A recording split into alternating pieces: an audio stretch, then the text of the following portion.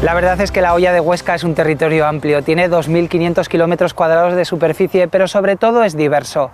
Hemos visitado los llanos de la Violada, donde se encuentra Valsalada, y ahora vamos a viajar a Sierra Estronat, una aldea situada a 700 metros de altitud con buenas vistas a los mayos de Riglos y Agüero.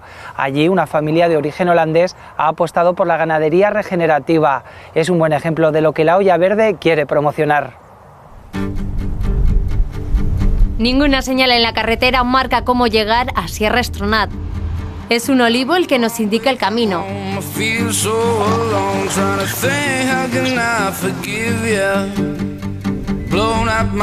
Después de casi 20 minutos de ascenso, constatamos que vamos en la buena dirección.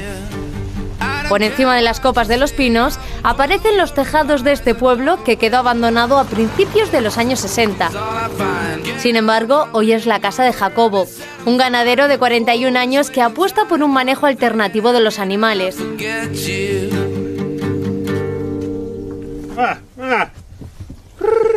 Lo encontramos en una pradera junto a sus ovejas de raza ansotana. Buenos días, ¿qué tal? Antes de conocer su proyecto de vida, le pedimos que nos ubique dónde está Sierra Estronat. Este pueblo se ubica, como ves, tenemos los mayos de Riglos, Loarre, toda esta zona, el Prepirineo, y estamos un poco antes y ya más para abajo ya cae la Sotonera y toda la llanura de Valpalmas y toda esta zona. ¿Aquí vives tú solo en este pueblo? No, vivo con mi padre y mi madre. Mi padre pudo comprarlo hace 23 años ahora. Y bueno, desde entonces llevamos aquí arreglando casas y el contorno. ¿Cuántas casas había en el pueblo? Pues hay unas 20 casas en el pueblo. Dicen que habría unas 150 personas. 150. Jacobo nos cuenta que llegaron a Huesca desde Inglaterra, aunque en realidad son holandeses. Desde que son propietarios del pueblo, han restaurado las casas que seguían en pie y han recuperado las praderas que rodeaban a Sierra Estronat. Jacobo nos propone ahora conocer a sus padres. Entramos en la casa y nos reciben Jacobo y Josín, dos personas llenas de vitalidad y amantes de la naturaleza. Nos preguntamos en qué estado se encontraron el pueblo. Pues bastante ruinoso y completamente cubierto con zarzas y cosas así, porque aquí habían vivido años unas 400 ovejas. Había venido gente para coger todo lo que ellos podían usar. Y eso, pues, y entonces empezamos en una casa lleno de goteras. Y entonces empezamos a arreglar la casa que has visto aquí al lado.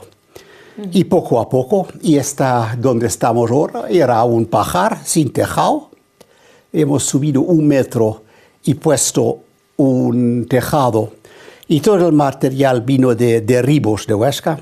¿Y económicamente es posible comprar un pueblo? Económicamente era lo menos problemático. Porque la tierra aquí no es caro. Y entonces en aquellos años sí, nadie quiso hacerlo y nadie quiso vivir aquí. Por el precio de un piso en Zaragoza se podía comprar un pueblo.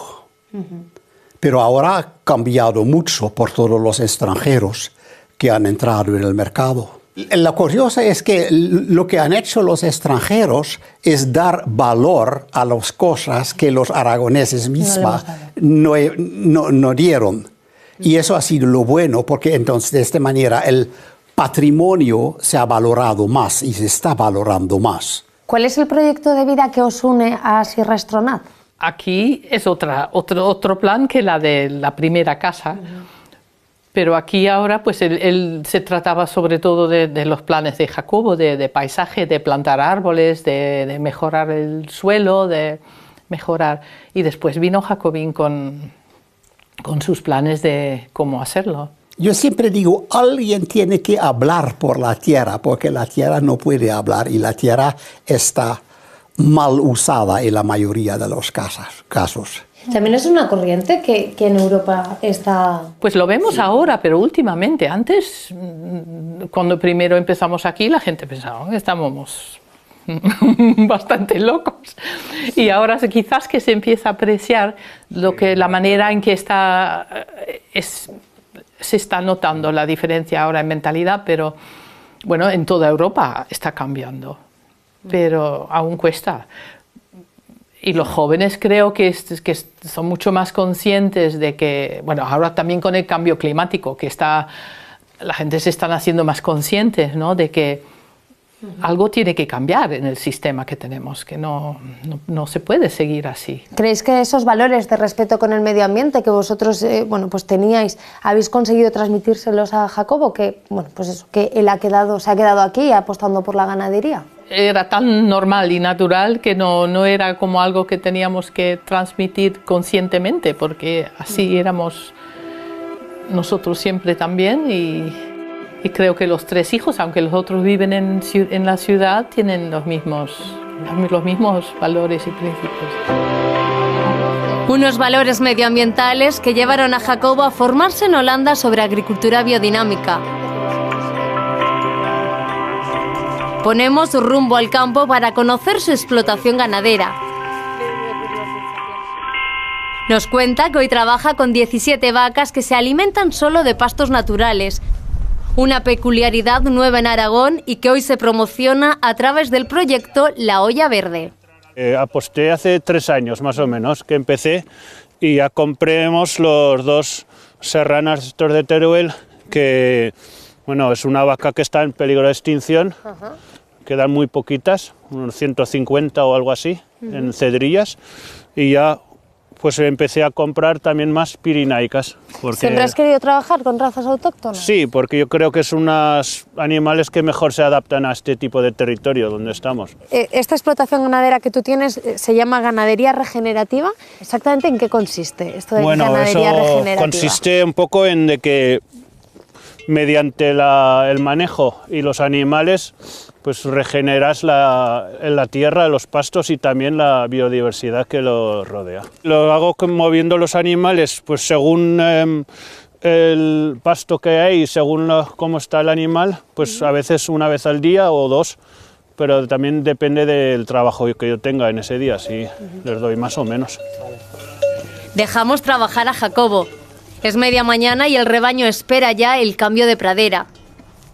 Después de desconectar el pastor eléctrico, retira el cable de uno de los lados y los animales acceden a una zona con más pasto.